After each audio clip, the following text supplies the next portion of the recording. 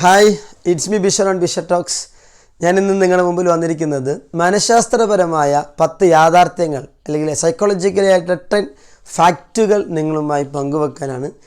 എൻ്റെ മനസ്സിൽ ഞാൻ മനസ്സിലാക്കിയ ചില ധാരണകളാണ് ഞാൻ പങ്കുവെക്കുന്നത്. അതുകൊണ്ട് അത് എത്രമാത്രം ശരിയാണ് എന്നുള്ളത് നിങ്ങൾ എന്നോട് നിങ്ങളുടെ കമൻറ്റിലൂടെ അറിയിക്കണമെന്ന് ഞാൻ ആഗ്രഹിക്കുകയാണ്. എൻ്റെതായ ഒരുപാട് ധാരണകൾ എൻ്റെ അറിവിൽ നിന്നും എൻ്റെ ചിന്തയിൽ നിന്നൊക്കെ എനിക്ക് തോന്നിയ ധാരണകൾ ഈ ഒരു അർത്ഥത്തിൽ ഒരു 10 ഘടകങ്ങളായി 10 ഫാക്റ്റുകളായി നിങ്ങളുമായി സംവദിക്കാനാണ് ആഗ്രഹിക്കുന്നത്.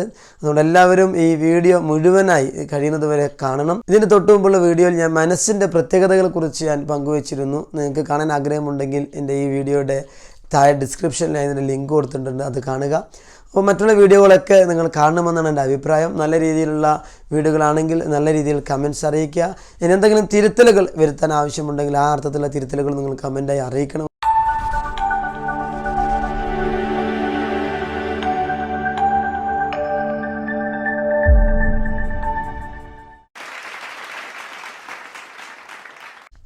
ഒന്നാമത്തെ ഒരു ഫാക്റ്റ് ഞാൻ നിങ്ങളുമായി പങ്കുവെക്കാൻ ആഗ്രഹിക്കുന്നത്, നമ്മൾ 90% ആളുകൾക്കും സമയമെന്ന് പറയുന്നതിൻ്റെ മാഗ്നിറ്റ്യൂഡ് കൃത്യമായി അറിയില്ല എന്നുള്ളതാണ് യാഥാർത്ഥ്യം.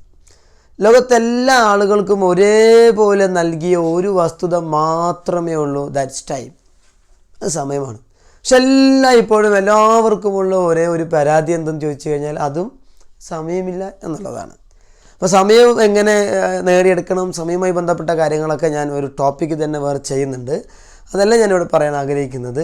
നമുക്ക് 24 hours എന്ന് പറഞ്ഞാൽ, അല്ലെങ്കിൽ 24 minutes എന്ന് പറഞ്ഞാൽ, അല്ലെങ്കിൽ 2 മിനിറ്റ് എന്ന് പറഞ്ഞാൽ എന്താണ്, അതിൻ്റെ ഒരു മാഗ്നിറ്റ്യൂഡ് എന്താണ് എന്നുള്ളത് നമ്മുടെ ധാരണയിലില്ല.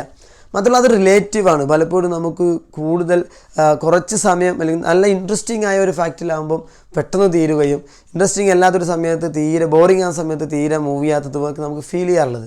അപ്പോൾ അതിൻ്റെ മാഗ്നിറ്റ്യൂഡ് അറിയില്ല എന്നുള്ളതാണ്. ഞാൻ നിങ്ങൾക്ക് 2 ആക്ടിവിറ്റി ചെയ്യാൻ ആഗ്രഹിക്കുകയാണ്. നിങ്ങൾ ആ 2 ആക്ടിവിറ്റി ചെയ്തതിന് ശേഷമാണ് അതിന് ശേഷമുള്ളത് കേൾക്കേണ്ടത്. നിങ്ങൾക്ക് എക്സ്പീരിയൻസിലൂടെ ഞാൻ പറയുന്ന ഫാക്റ്റ് ലേൺ ചെയ്യാൻ വേണ്ടിയിട്ട്, അറിയാൻ വേണ്ടിയിട്ടാണ് ഞാനിത് പറയാൻ ആഗ്രഹിക്കുന്നത്. അപ്പോൾ നിങ്ങൾ ചെയ്യേണ്ടതാണ്, ഒന്ന് സ്റ്റോപ്പ് വാച്ച് സെറ്റ് ചെയ്യുക. എന്നിട്ട് ചെയ്യേണ്ടത്, എന്നിട്ട് കണ്ണടച്ചതിന് ശേഷം നിങ്ങൾ തന്നെ സ്റ്റാർട്ട് എന്ന് പറയുന്നു. സ്റ്റാർട്ട് എന്ന് പറഞ്ഞതിന് ശേഷം നിങ്ങൾ കുറച്ച് സമയം കണ്ണടച്ചിരുന്നതിന് ശേഷം 2 മിനിറ്റായി എന്ന് തോന്നുമ്പോൾ നിങ്ങൾ ഇരിക്കുക, കണ്ണ് തുറക്കുക, എന്നിട്ട് സ്റ്റോപ്പ് വാച്ചിൽ നോക്കുക. അത് നിങ്ങൾ ചെയ്യുന്നില്ലെങ്കിൽ നിങ്ങൾ വേറൊരാളിൽ പരീക്ഷിച്ച് നോക്കിയാൽ നിങ്ങൾക്ക് മനസ്സിലാക്കാൻ പറ്റും. അതാണ് ഒന്ന് ചെയ്യേണ്ടത്. എന്നിട്ട് നിങ്ങൾ എത്ര ടൈമായി എന്നും ചെക്ക് ചെയ്യുക. ചെക്ക് ചെയ്ത് അത് എഴുതി വെക്കുക. രണ്ടാമത് ചെയ്യേണ്ട ഒരു ഫാക്റ്റ് എന്ന് പറയുന്നത്, നിങ്ങളൊരു പേനയും പേപ്പറും എടുക്കുക. പേനയും പേപ്പറും എടുത്തതിന് ശേഷം നിങ്ങൾക്കൊരു മിനിറ്റ് സമയം തരികയാണ് എങ്കിൽ ആ 1 മിനിറ്റ് സമയം കൊണ്ട് നിങ്ങളുടെ ആ പേപ്പറിൽ നിങ്ങൾക്ക് എത്ര 0 ഇടാൻ പറ്റുമെന്ന് ചിന്തിച്ചതിന് ശേഷം നിങ്ങളുടെ മനസ്സിൽ ഇപ്പോൾ ഒരു ആൻസർ വന്നിട്ടുണ്ടാകും. ആ ആൻസർ ആ പേപ്പറിൽ എഴുതി വെക്കുക. ആ ആൻസർ എഴുതി വെച്ചതിന് ശേഷം നിങ്ങൾ സ്റ്റോപ്പ് വാച്ചിൽ ഒരു മിനിറ്റ് സ്റ്റോപ്പ് വാച്ചിൽ സെറ്റ് ചെയ്തതിന് ശേഷം നിങ്ങൾ 0 ഇടുക നിങ്ങളുടെ പേപ്പറിൽ. 1 മിനിറ്റ് കഴിഞ്ഞതിന് ശേഷം സ്റ്റോപ്പ് ചെയ്യുക. സ്റ്റോപ്പ് ചെയ്തതിന് ശേഷം ആ 0 ഒന്ന് എണ്ണി നോക്കുക. ഇത് നിങ്ങൾ സ്വയം ചെയ്തിട്ടില്ലെങ്കിൽ പോലും മറ്റുള്ളവരിൽ പരീക്ഷിച്ചാലും മതി, നിങ്ങൾക്ക് 2 ഫാക്റ്റുകൾ മനസ്സിലാവും. ഒന്നാമത്തെ ഫാക്റ്റ് എന്ന് പറയുന്നത്, സമയത്തിൻ്റെ മാഗ്നിറ്റ്യൂഡ് നമുക്ക് കൃത്യമായിട്ട് അറിയില്ല എന്നുള്ളതാണ്. പലപ്പോഴും നിങ്ങളെല്ലാവരും 2 മിനിറ്റ് ആവുന്നതിന് മുമ്പ് ഇരുന്നിട്ടുണ്ടാവും. എൻ്റെ ട്രെയിനിങ് അനുഭവത്തിൽ എല്ലായിടത്തും ഞാൻ പോയപ്പോൾ 2 മിനിറ്റ് ആകുന്നതിന് മുന്നേ 90% ആളുകളും ഇരുന്നിട്ടുണ്ട്.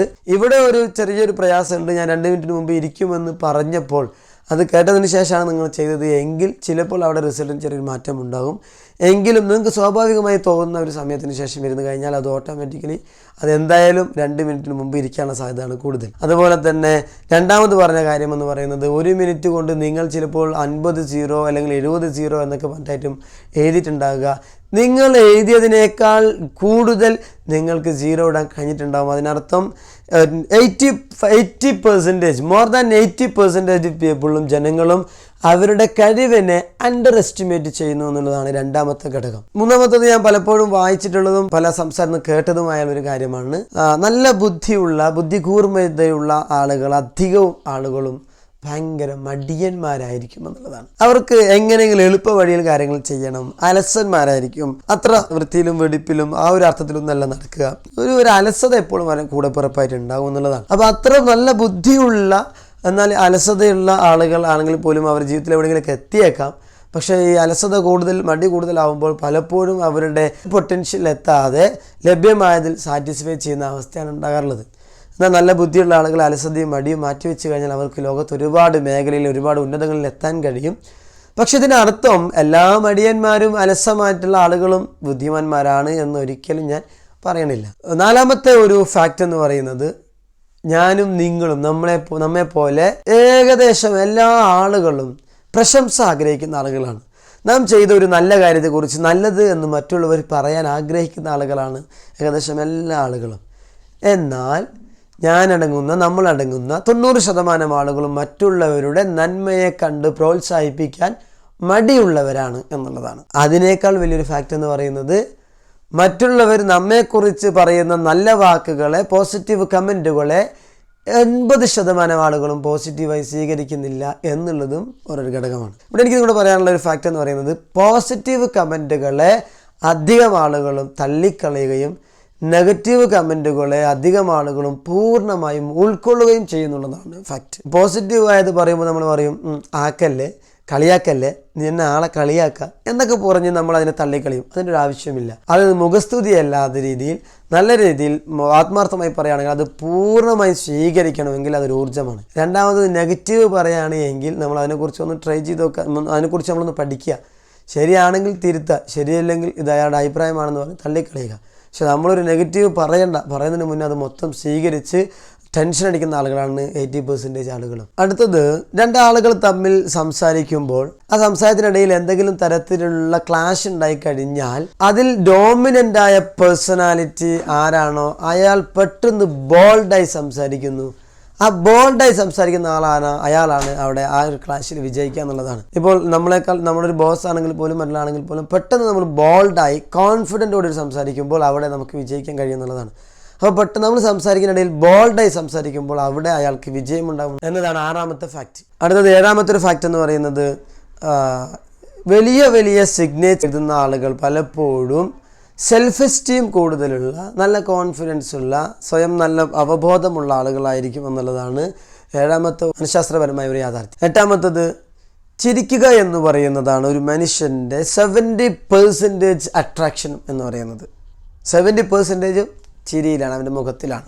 എന്നാൽ നാം പലപ്പോഴും മേക്കപ്പിലാണ് ശ്രദ്ധിക്കുന്നത്, വസ്ത്രത്തിലാണ് ശ്രദ്ധിക്കുന്നത്, മുഖത്തെപ്പോഴും ചിരി ഇല്ലാതെ പിടിച്ചു നടക്കുക ചെയ്യുന്നത്. ഇപ്പോൾ യഥാർത്ഥത്തിൽ സൈക്കോളജി പറയുന്നത് 70% അട്രാക്ഷനും മേക്കപ്പോ വസ്ത്രമോ ഒന്നുമല്ല, അവൻ്റെ ചിരിയാണ്, മുഖത്തുള്ള പ്രസന്നതയാണ്. അതാണ് നാം നിലനിർത്തേണ്ടത്. അടുത്ത വളരെ വ്യത്യസ്തമായ ഒരു ഫാക്റ്റ് എന്ന് പറയുന്നത്, നമുക്ക് എന്ത് സംഭവിച്ചു കഴിഞ്ഞാലും, എനിക്ക് മറ്റുള്ളവർക്ക് എന്ത് സംഭവിച്ചു കഴിഞ്ഞാലും, എനിത്തിങ് ആദ്യം ചിന്തിക്കുന്നത് ആരാണ് അതിന് കാരണക്കാരൻ എന്നാണ്, ആരായിരിക്കും എന്നുള്ളതാണ്. അടുത്തൊരു ഫാക്റ്റ് എന്ന് പറയുന്നത്, എന്ത് ഒരു കാര്യം സംഭവിച്ചു കഴിഞ്ഞാലും ആ സംഭവത്തിൻ്റെ പിന്നിൽ ആരാണ് എന്നാണ് ആദ്യം ചിന്തിക്കുക.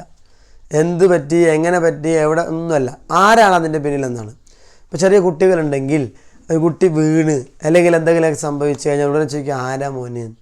അതുപോലെ തന്നെ നമ്മളൊരു ആക്സിഡൻറ്റ് പറ്റിക്കഴിഞ്ഞാൽ ആരാ അതിൻ്റെ പിന്നിൽ കാരണക്കാരൻ, ആർക്കാ തെറ്റുപറ്റ് എന്ന് നമ്മൾ ആദ്യം ചിന്തിക്കുക. അതിൽ വേറൊരു ഘടകമെന്ന് പറയുന്നത്, എങ്ങനെ ചിന്തിച്ചു കഴിഞ്ഞാലും സ്വയമാണ് അതിൻ്റെ കാരണക്കാരി എങ്കിൽ 80% ആളുകൾ അത് തിരിച്ചറിയുന്നില്ല ഞാനാണ് കാരണമെന്ന്. മറിച്ച് നേരെ തിരിച്ച് നമ്മൾ മറ്റുള്ളവരെയാണ് കാണുക എന്നുള്ളതാണ്. ഉദാഹരണത്തിന് ഇപ്പോൾ ഒരു ക്രിക്കറ്റ് കളിയിൽ റൺഔട്ട് ആവുന്ന സമയത്ത് ബാറ്റിംഗ് ടീം കാണുന്നത് പിച്ചിൽ ബാറ്റ് കുത്തിയതായിട്ടായിരിക്കും, എന്നാൽ ഫീൽഡ് ചെയ്യുന്ന ടീം കാണുന്നത് ബാറ്റ് കുത്തിയിട്ടില്ല എന്നായിരിക്കും. അത് രണ്ടുപേരും അത് അങ്ങനെ തന്നെ വിശ്വസിക്കുക. അത് പിന്നീട് റീപ്ലേ കാണിക്കുമ്പോഴാണ് മനസ്സിലാവുക ഏതാണ് ശരി എന്നുള്ളത്. അപ്പോൾ നമ്മുടെ മൈൻഡിൽ അങ്ങനെ ഒരു സെറ്റ് ചെയ്യുന്നത് കൊണ്ടാണ് അങ്ങനെ തോന്നുന്നത്. നമ്മുടെ ഭാഗത്ത് ശരിയാണെന്നുള്ളൊരു ധാരണയിൽ കാണുന്നത് കൊണ്ട് അങ്ങനെ തോന്നുകയാണ്. അവിടെ അത് കള്ളം പറയുകയാണെന്ന് നമുക്കൊരിക്കലും പറയാൻ കഴിയില്ല. മനസ്സിലങ്ങനെ ശരിയും തോന്നിയത് കൊണ്ടാണ് പറയുന്നത്. നിങ്ങൾക്ക് ഇത്തരത്തിലുള്ള വീഡിയോകൾ ഇഷ്ടമാണെന്ന് തോന്നുന്നു, ഇഷ്ടപ്പെട്ടുവെങ്കിൽ അത് ഗുണകരമാണെന്ന് തോന്നുകയാണെങ്കിൽ എൻ്റെ ഈ ഓരോ വീഡിയോയും ഈ ഓരോ ഫാക്റ്റും മനസ്സിലാക്കുമ്പോൾ അതിൽ നിന്ന് നമുക്ക് ചില ലേണിംഗ് ഉണ്ട്. ആ ലേണിംഗ് കൂടി മനസ്സിലാക്കി ജീവിതത്തിൽ ഒരുപാട് നല്ല മാറ്റങ്ങൾ കൊണ്ടുവരണം. അർത്ഥത്തിൽ നിങ്ങൾക്ക് എല്ലാവർക്കും നല്ല ജീവിതം ഉണ്ടാവട്ടെ എന്ന് ആത്മാർത്ഥമായി പ്രാർത്ഥിക്കുന്നു. നിങ്ങൾക്ക് ഈ വീഡിയോ ഇഷ്ടപ്പെടുകയാണെങ്കിൽ നിങ്ങൾ മറ്റുള്ളവർ കൂടി ഷെയർ ചെയ്യണം. ഒപ്പം നിങ്ങൾ എൻ്റെ ചാനൽ സബ്സ്ക്രൈബ് ചെയ്തില്ല എങ്കിൽ സബ്സ്ക്രൈബ് ചെയ്യണം എന്ന് മാത്രം പറഞ്ഞുകൊണ്ട് നിർത്തുന്നു. എല്ലാവർക്കും വിജയാശംസകൾ നേരുന്നു. Thank you.